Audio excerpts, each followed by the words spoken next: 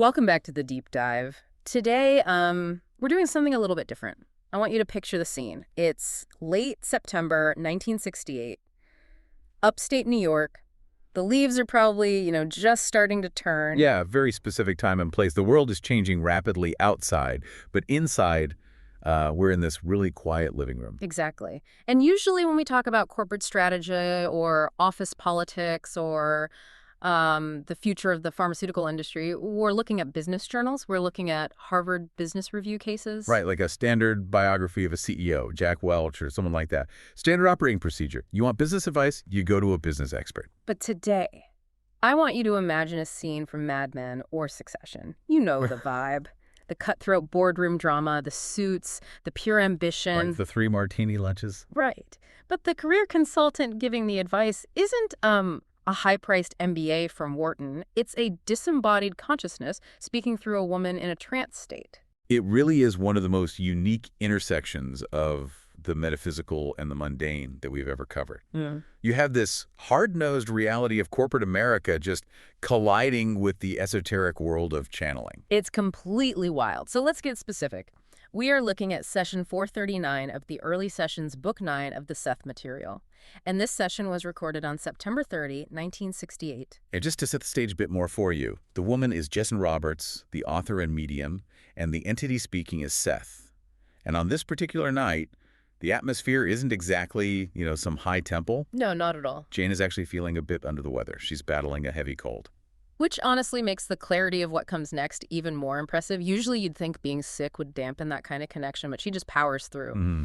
So sitting there with Jane is her husband, Robert Butts, who is furiously taking notes in shorthand, and a witness named John Bradley. Right, and Seth gives John the entity named Philip, so you'll hear us refer to Philip and John interchangeably today. But John works for a major pharmaceutical company, Searle. And he is right in the middle of some serious workplace drama. Huge drama. And our mission today is to explore this fascinating mix. We've got corporate espionage, geometric breakdowns of power dynamics, and some, frankly, startlingly specific predictions about the future of medicine. It's literally like a business seminar delivered from the astral plane. Yeah, it really is. Before we really jump in, just a quick housekeeping note. This deep dive will be distributed free of charge on all major platforms for educational purposes. Absolutely. And we also want to be super clear, especially when dealing with this kind of source material, that we are strictly reporting on the content provided. Right, we're impartial. We aren't taking any sides or endorsing specific metaphysical or corporate viewpoints. We're simply conveying the ideas contained in the original text. Exactly. We're analyzing the data points provided in the session. Okay, let's unpack this. The session starts, and Seth, this consciousness doesn't waste time with pleasantries about the weather or asking how everyone is feeling. No small talk. Zero. He goes straight into what I can only describe as the geometry of power. He starts talking about a triangle. It's such a fascinating visualization tool. Seth looks at John's situation at his company, Searle, and says, I see a triangle. And this isn't just a vague shape, it's a map of the battlefield. Right. He described the players. At the apex, the top point, there's one man, the strong point. This is the guy currently running the show. And then there's a weaker man who is seemingly about to fall off the triangle entirely. What stands out to me here is the dynamic nature of it. Seth says the triangle turns. It's not a static organizational chart. Yeah, we're so used to looking at those tree diagrams where the CEO is at the top and it trickles down. Those look permanent. They look set in stone. Exactly. Yeah. But a turning triangle, that implies instability, motion. The man at the apex is eventually brought lower, and the weak man is going to lose his grip. And this is where it gets chillingly specific. Seth isn't just saying, oh, I sense a tall, dark stranger. He's giving police sketch-level details to help John identify who these people are in real life. He really is. He's looking through the veil and seeing faces. He describes one man as white-haired, another as sandy-haired. He mentions glasses and a peaked nose. A peaked nose? Like, who says that unless they are literally looking at a face? It's such a specific, almost Dickensian description. Precisely. And he goes much deeper than just the physical. He dives into their religious and psychological profiles. He identifies one of the players as likely Presbyterian or Episcopalian. Now, why does that matter? I mean, in 1968, does your denomination matter that much in the office? Oh, hugely. In the corporate world of the late 60s, specifically in these large established firms, Your denomination was often a massive signal of your social class and your tribe. The establishment. Exactly. Being Presbyterian or Episcopalian often placed you in the establishment lane. It suggested a certain background, maybe a certain country club membership. Versus, say, the weak man Seth describes. Seth says this man has no strong questions and simply swings as the wind blows. Oof, that is just a brutal performance review. Swings as the wind blows. It's poetic, but it's completely devastating. It's devastatingly accurate for a corporate environment, though. I mean, we've all met that person in the office who just aligns with whoever has the most power in the room at that moment. Oh, 100%. They're the ultimate survivor, but they have absolutely no gravity of their own. And Seth links this lack of strong questions to his precarious position. He's not anchored. Exactly. If you don't have strong questions, if you aren't curious, if you aren't probing the reality of the business, you are just dead weight. And when the triangle turns, centrifugal force just throws you off. So we have this triangle. The weak man is identified by John later in the notes as his immediate superior, his district manager. And Seth predicts this guy is gonna dangle and fall. And he does. But the intrigue is the geographical connection here. Seth links this power struggle to Chicago and Los Angeles.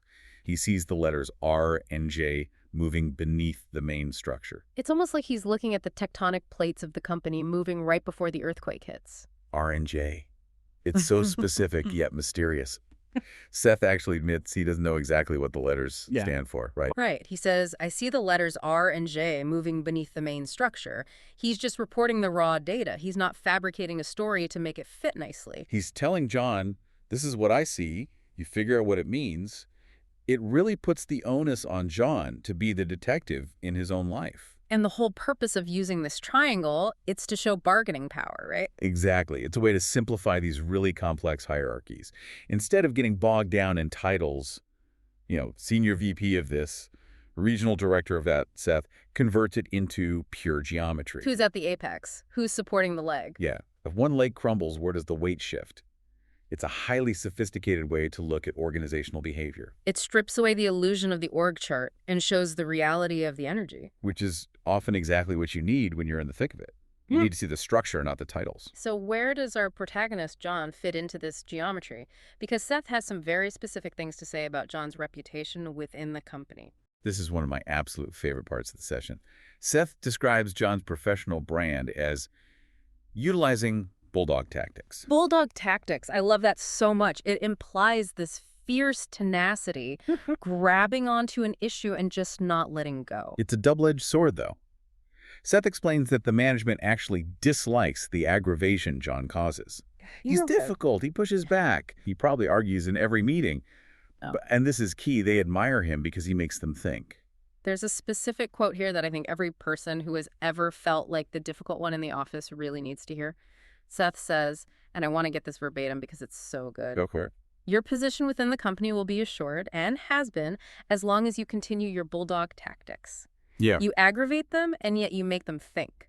They dislike you for the aggravation, but they admire you because you make them think. It is a brilliant insight into corporate psychology. Think about it. If you're just difficult, you get fired. Yeah. If you're just smart but quiet, you get completely ignored. You just fade into the background. Right. But if you're smart and you fight for your ideas, if you make the higher-ups actually stop and think to save money or time, you become indispensable, even if you're annoying. It all comes down to value.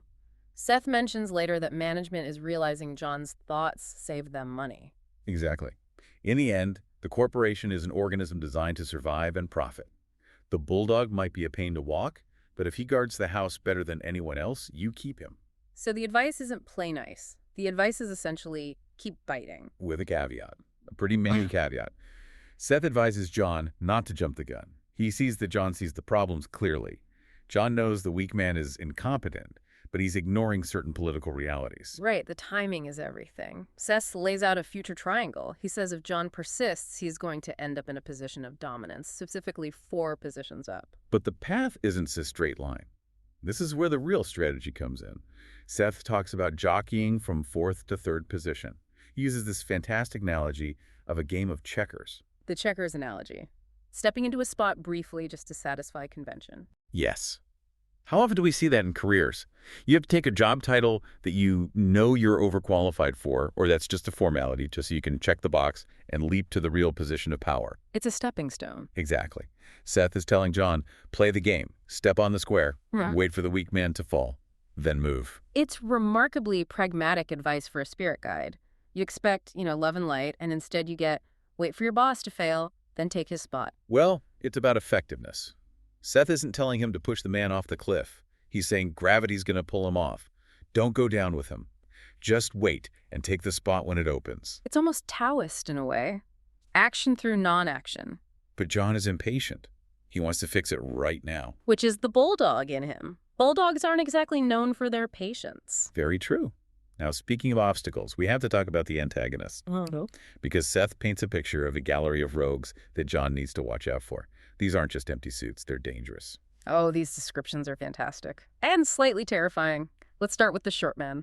Right. Seth, this isn't interesting. He notes he is using Jane's vocabulary here. Describes this man as dapper, wearing pinstripe suits, and slippery. Slippery! That is such a visceral word to use for a coworker. And Jane's interpretation of that feeling is that this guy is a crook. Physically, short, dark-haired. And the warning is stark. John isn't paying nearly enough attention to this man. He's separated by 2 positions, but he knows a messenger that John uses. It's this web of connections that John is totally oblivious to. Can we talk about that messenger concept for a second? Seth warns John, there seems to be a messenger through whom you are sending your own attitudes, and he can only be trusted so far. It's classic office politics. John is probably venting to someone, grabbing a coffee and saying, my boss is an idiot, thinking this person is a safe confidant. Right. But Seth is saying, no, this messenger is talking to the short man. Your venting is being used as ammo against you. It's a huge lesson in discretion. If you're going to be a bulldog, bark at the target, don't bark at the neighbor. Exactly. Direct communication. Don't use intermediaries who are slippery. But the one that really got me, the antagonist that stood out, is the man in his 50s. This description is so high definition, it's actually startling. I felt like I could see him sitting in the room. It really is. Seth describes him as having nondescript hair, a crew cut. Not slim, but not overly porky. Not overly porky. That's hilarious. But then he zooms in on the hands. The hands. Fat fingers, fat wrists, smooth, whitish hands. And smooth. That detail alone conveys so much character. It implies someone who doesn't do the heavy lifting. Someone who maybe keeps their hands clean in the metaphorical sense while doing really dirty work. It screams bureaucrat. It screams someone who sits in an air-conditioned office and moves papers around while other people do the actual work. And Seth says this man's ambitions override all else. He's honest when he speaks, but his ambitions betray him into untruths, not to be trusted. That is such a complex psychological profile. Honest when he speaks, but his ambitions betray him into untruths. What does that actually mean to you? To me, it describes the pious hypocrite, the guy who really believes his own lies.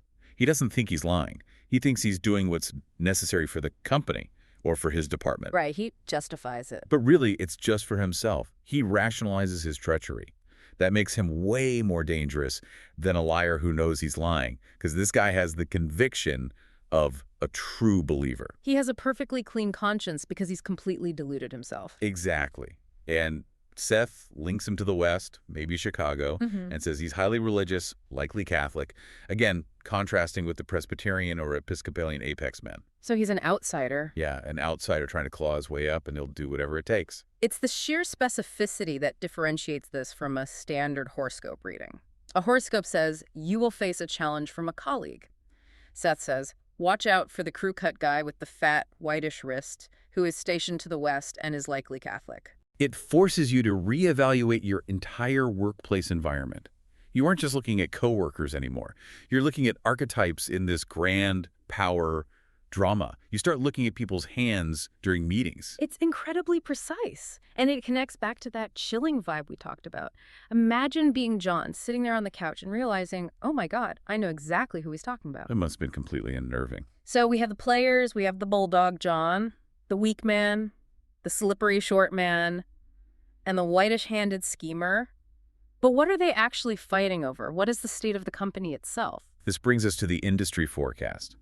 Seth characterizes the company Searle as plastic. Plastic. Now, in 1968, the movie The Graduate had just come out. Plastics. It meant fake, cheap, superficial. True, but Seth uses it in the engineering sense here. Plasticity. Malleable, moldable. He's saying the company is in a state of flux. It's not concrete. It can be shaped. But he warns that it is currently depending way too much on the tried and true. It's stagnant. Innovation or death. That is the core message. Seth says the company will not survive unless it takes chances on young medical inventors and new concepts. It has to stop looking backward. And this is the part that just blows my mind, he gives 3 specific predictions for where the industry is going. 3 areas where Searle needs to focus if it wants to turn that plastic into gold. And remember, for context, this is 1968. Right. Let's look at prediction number 1, transplants. Yeah. Specifically, refined drugs to enable acceptance of foreign tissue. Okay, a quick context check. 1968, Dr. Christian Barnard had just performed the first human-to-human heart transplant in late 1967. It was massive global news. But the survival rates were absolutely terrible. The patients were dying, not on the operating table, but weeks later, because their bodies were rejecting the organs. The immune system was attacking the new heart. Exactly. The challenge wasn't the surgery anymore, it was the immunology. The drugs they had back then, like prednisone, they were blunt instruments. They killed the whole immune system, but then the patient just died of infection. So the Holy Grail was a refined drug. Yes. And cyclosporine, the drug that really revolutionized anti-rejection and made transplants routine, wasn't discovered until the early 70s and approved in the 80s. Wow. But Seth is pinpointing this exact area, refined drugs, to enable acceptance as the strategic pivot for the company. He's calling the shot years in advance. That is a direct hit. Okay, prediction number 2, birth control, specifically involving the male. This is super interesting because while we obviously have the pill for women in 1968 and it was revolutionizing society, research into male hormonal contraception was, and honestly still is, a major frontier. It's the white whale of pharma. It is. It's an area of huge potential profit that pharmaceutical companies have been chasing for decades. Seth sees this as a vital area of research. Even if the commercial breakthrough has been slower than the transplant one, he's correctly identifying the market desire. And prediction number 3, memory. Yes, a drug helpful to the nervous system regarding memory. But you have to catch the nuance here. This isn't just go buy memory stocks. Seth warns of a slip-up. Yeah, he says there will be an initial overenthusiasm proven false, followed by a genuine discovery. That sounds remarkably like the history of Alzheimer's research. Doesn't it? We've seen so many drugs hyped up that targeted amyloid plaques. Billions of dollars invested, stock prices soaring, and then phase 3 trials fail. The results are questioned. The enthusiasm is proven false. The slip-up is almost a defining characteristic of that entire field of research. It feels like a headline from a biotech newsletter today. Promising Alzheimer's drug fails trial. And Seth is telling John, watch this space. Don't get caught in the hype, but look for the genuine discovery that follows. It's incredible business intelligence. He's basically telling him, don't sell your stock when the first drug fails. Buy the dip, because the real one is coming next. Exactly. It's advising patience in R&D strategy. So John is getting all this tactical advice, who to trust, what products to back. But Seth isn't just a career coach. He shifts gears into what I'd call the philosophy of career. This really is the soul of the session. Because John, like a lot of people, seems to view his job as a paycheck, or maybe a burden, a place he goes to struggle. Yeah. He's constantly fighting the system. And Seth challenges that directly. He tells John that the company isn't just a job, it's his canvas. He uses a very strong, very specific metaphor. He tells John, you are an old, feudal lord, and the company is your territory. That is quite the ego boost. You are a feudal lord. But think about what that actually means. A feudal lord isn't an employee. He doesn't clock out at 5. He is fully responsible for the land, the people, the crops, the defense. He owns the outcome. It's total accountability. Seth notes that John refuses to accept the company as it is. He won't leave. He stays in the castle, but he complains constantly about the condition of the walls.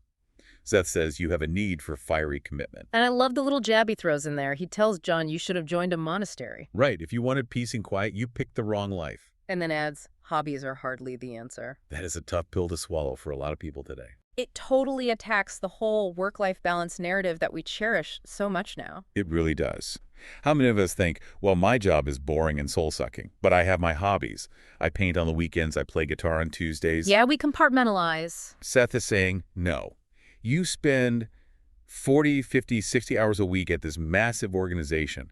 That is where your energy is naturally flowing. If you don't pour your creativity into that, you are wasting your power. You're compartmentalizing your soul. Exactly. He talks about turning clay into gold. Alchemy. Corporate alchemy. Yeah.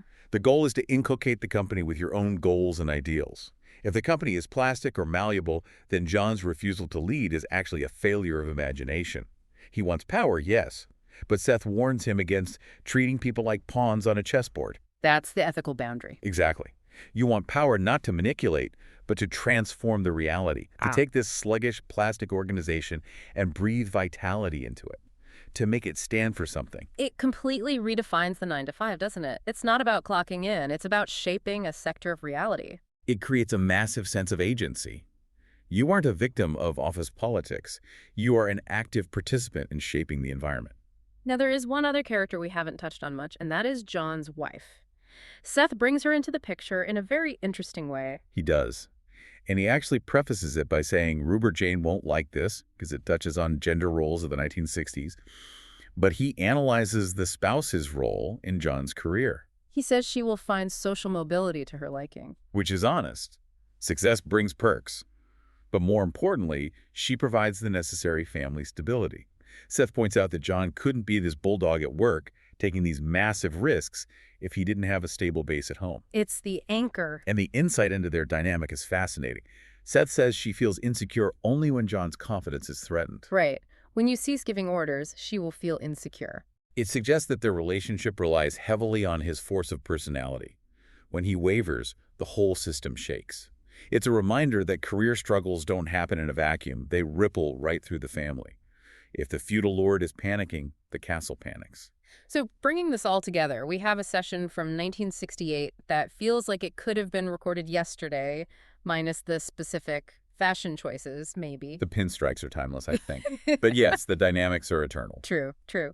But what are the big takeaways here? If I'm listening to this and I don't work at Searle in 1968, what do I actually learn? First, I think it's the geometry of power. Start looking at your organization as a shape. Who is the apex? Who is the weak leg? It removes the emotion and lets you see the structure clearly. Second, the importance of timing. The concept of the future triangle. Don't just move because you're frustrated. Wait for the weak man to fall. Strategy requires absolute patience. Play checkers. Step on the square you don't like if it sets up the next jump. Third, the necessity of innovation. If your company is relying on the tried and true, it's dying. You need to be looking for the transplants and memory drugs of your specific industry. You need to be looking for the plastic parts you can mold. And finally, that philosophical shift. Viewing your career as a vehicle for self-expression. Shaping reality itself. Don't just be a cog. Be a feudal lord. Take responsibility for the territory. Don't hide in your hobbies. It is heavy stuff, and it really makes you wonder, if you sat down with the channel today, what would they tell you about your boss? Or what they would tell you about your own whitish hands or bulldog tactics. Exactly. We want to thank you for joining us on this deep dive. As always, we are just scratching the surface of the source material. We really are. The Seth material is vast and incredibly dense. This is just one session out of hundreds. So we highly encourage you to study the Seth material books and visit the New Awareness Network website and bookstore at sethcenter.com/the early sessions. There is so much more there to explore. Concepts of time, reality creation, health. It's a rabbit hole, completely worth going down. And just a reminder, we are reporting on the content provided. We aren't endorsing specific viewpoints, simply conveying the fascinating ideas in the original source material. Always questioning, always exploring. So I'll leave you with this final thought. Look around your office tomorrow. Are you a bulldog? Do you swing as the wind blows? And most importantly, watch out for anyone in a pinstripe suit with smooth, whitish hands. You never know what they're planning. Before we wrap up completely, I can't let go of that feudal lord analogy. It's just sticking with me. It is sicky, isn't it? Let's unpack that a bit more. Because in a modern democratic society, feudal lord sounds really negative. It sounds tyrannical. It sounds like Game of Thrones. Right. It sounds like you're the bad guy. But in the context Seth is using, I think it speaks to stewardship and gravity. Think about the weak man Seth described. He has no gravity. He swings with the wind. The feudal lord is the exact opposite. He's the gravity. He creates the weather. She doesn't just swing in it. That connects to the idea of John's wife feeling insecure when he stops giving orders. It's not about bossiness, it's about certainty. Exactly. In a chaotic environment in a plastic-changing company, chaotic people crave certainty. They crave a center of gravity. Seth is telling John, be the center. It reminds me of that concept of entrepreneurship, being an entrepreneur inside a large company, taking ownership of a division like it's your own small business. That's exactly what it is. Yeah. And Seth points out the energy cost of not doing this. He says, your energy has been scrambled up within you for too long. That's a visceral image. Scrambled energy. It sounds like pure anxiety. It is anxiety. Think about the frustration of seeing a problem at work, knowing the solution, but staying silent because it's not my job. That frustration eats you alive. It scrambles your energy. It turns into ulcers. It turns into burnout. Seth is saying release that energy, commit, even if it causes conflict. You have a need for fiery commitment. That word fiery, it implies heat, destruction, and creation. It's not safe. Which brings us back to the bulldog tactics. I want to dig deeper into why Seth thinks this is actually a protection for John. It's counterintuitive, right? Mm-hmm. Usually we think safety lies in conformity. Keep your head down, don't make waves, the tall poppy gets cut. Right. If you bark, you get put in the doghouse. But Seth argues the exact opposite here. He says the management admires John because he makes them think. This implies that the people at the top, the apex men, are actually desperate for real intellectual pushback. Because everyone else is just swinging as the wind blows. Exactly. If you're the CEO and everyone agrees with you, you're flying blind. You know people are yes men. When someone like John comes in and bites your ankle metaphorically and says, no, this is a bad idea because X, Y, and Z, it's annoying, it hurts, but it provides value. It's reality testing. It saves them money. Seth specifically mentions that. They are now beginning to believe that your thoughts can save them money and time. And in the corporate world, that is the ultimate currency. You can be rude, you can be aggressive, you can be completely unpolished. But if you save the company $1 million, you are bulletproof. You can wear a clown suit to work if you save them $1 million. So the lesson for you listening is be a bulldog, but be a smart bulldog. Don't just bark at the mailman, bite on the issues that actually save money and time. And don't bite indiscriminately. Remember the strategy. Seth warns John about the messenger. Oh, right, the messenger. We touched on this, but let's go deeper. There seems to be a messenger through whom you are sending your own attitudes, and he can only be trusted so far. This is such a common trap. You try to be diplomatic, you don't want to confront the boss directly, so you tell a peer, hoping it just filters up. It's passive-aggressive? It is. And Seth says it's incredibly dangerous. Seth links this messenger to the short man, the slippery one. He says the short man is an acquaintance of the messenger, and may have even warned John against him in the past. It's a complete hall of mirrors. The person you think is your ally is actually feeding intel to your enemy. It really emphasizes the need for direct communication. If you're using a messenger, you're losing control of the narrative. And for a feudal lord, losing control of the narrative is fatal. You need to speak directly to the power. You speak to the apex, not the messenger. Let's talk about the physical environment for a second. We're in 1968. No email, no Slack, no Zoom. Memos, typewriters, carbon copies, heavy cigarette smoke in the conference room. The pace of information was just so much slower. Does that change how we interpret Seth's advice about timing? That's a really great question. When Seth says wait for the weak man to fall in 1968, that process might take 6 months or a year. Today, a corporate reorganization happens over a weekend. You wake up Monday and your Slack access is just gone. So the checkers game is speed chess now. Maybe. But human nature doesn't speed up. Trust still takes time to build. Incompetence still takes time to be fully exposed. The weak man Seth describes, the one who has no strong questions, he might survive longer today because he can hide behind metrics or jargon, but eventually gravity takes over. The triangle still turns. Gravity, the triangle turns. It's such a mechanical, inevitable image. I want to go back to the descriptions of the people again, because I think there is a hidden lesson there about observation. How so? Well, most of us look at people and we see their role. That's the accountant, that's the HR director. Seth looks at them and sees their essence and their granular details. Whitish hands, peaked nose, sandy hair. He's seeing the human animal. Yes. And he's seeing the incongruities. The man in his 50s is honest when he speaks, but his ambitions betray him into untruths. That is such a complex psychological profile. It's not that he's a compulsive liar, it's that he wants to be honest, but his ambition completely overrides his morality. Which makes him more dangerous than a simple liar. Because he probably believes his own lies in the moment. He justifies them. I have to do this for the good of the department, when really it's just for his own promotion. How do you spot that in the wild? How do you spot the ambition over truth guy? I think you look for the inconsistencies, Seth points out. The smooth hands doing the dirty work. The disconnect between what they say, like, I value honesty, and what they do, backstabbing the weak man. You look for the butt. I want to be honest, but It requires a serious level of detachment. You have to step back from your own emotional reaction and just observe the data. which is exactly what Seth is doing. He is a consciousness outside the system, looking in. He has no dog in the fight. He just sees the energy. He's the ultimate consultant because he doesn't care about the Christmas party. It's interesting that he mentions religion, too. Presbyterian or Episcopalian versus Catholic. We touched on the social status, but is there more there? I think so. It speaks to cultural programming. The establishment in 1968 had a certain way of doing things, a certain politeness, a certain rigidity. The bulldog, John, and the short man and the Catholic man are likely outsiders to that specific waste culture. So it's a clash of cultures, not just personalities. Exactly. The triangle isn't just about power, it's about fit. The weak man fits the culture. He swings with the wind. John doesn't fit. He actively fights the wind. And the weak man has no particular religion or no strong questions. He's totally unmoored. That phrase, no strong questions, is devastating. It implies a total lack of curiosity about existence. And if you aren't curious about existence, you probably aren't curious about the market or the product or the future. You are just existing. You're a non-player character. And in a company that needs to innovate, that needs to find the cure for organ rejection, a lack of curiosity is a literal death sentence. Which connects perfectly to the pharmaceutical predictions. I want to circle back to the memory dread prediction because there is a detail there we glossed over. The slip up. Yes. A drug helpful to the nervous system regarding memory. And the warning of an initial overenthusiasm. Why does Seth mention the failure? Why not just say, focus on memory? I think it's to teach John resilience. In the pharmaceutical game, failure is the default state. Most drugs fail.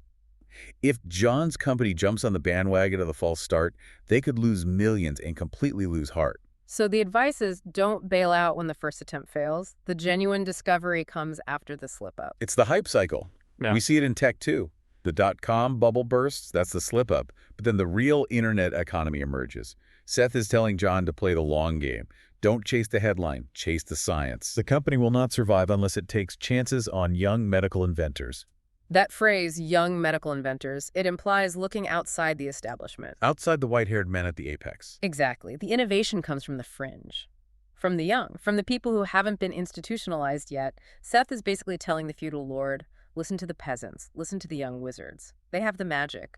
John is clearly one of those people who appreciates the fringe. I mean, he's sitting in a room with a medium in upstate New York while working for a conservative pharmaceutical giant. It's a wonderful contradiction, isn't it? Yeah. He's the bulldog corporate executive by day and the metaphysical explorer by night. Do you think that duality is what gives him his edge? I absolutely do. If you only read business books, you think like a businessman. If you read philosophy and metaphysics and maybe listen to a trance medium, you think like, well, like a feudal lord of reality. You see the board completely differently. You see the plasticity of the company? Yes. Most employees see the company as concrete. These are the rules. This is the hierarchy. I can't change it. John, because of his exposure to Seth, understands that the company is just an idea. It's a collection of agreements. And agreements can be changed. That is a superpower. It is the ultimate superpower. It allows you to walk into a meeting and not be intimidated by the geometry of power, but to see it as a puzzle to be solved. Okay, the triangle is turning. The apex is coming down. Where do I stand? I stand on the right leg. I wait. I prepare. It's Machiavelli meets mysticism. That's a great way to put it. The prince for the astral plane. I want to touch on the future aspect again. Seth mentions that John will eventually be unseated. Yes, we skip that entirely. You will also be unseated, but then you will not care for the time will be late. That is such a human perspective on ambition. We fight so hard for the chair, for the corner office, and Seth says, yeah, you'll lose it eventually, but by then you really won't care. Because he will have moved on to other means. He says you will taste your own power through what you make of that company, and then you will use the power for other means. The company is just a training ground. It's not the destination. That's the key. The career is the gym where you build the muscle of creating reality. Once you're strong enough, you go do something else, maybe something bigger, maybe something more spiritual. But you don't stay in the gym forever. That reframes the fear of firing, too? Or the fear of retirement? It does. It makes the fall of the weak man way less tragic. It's just the end of a cycle. I feel like we need to address the skepticism that some listeners might have right now.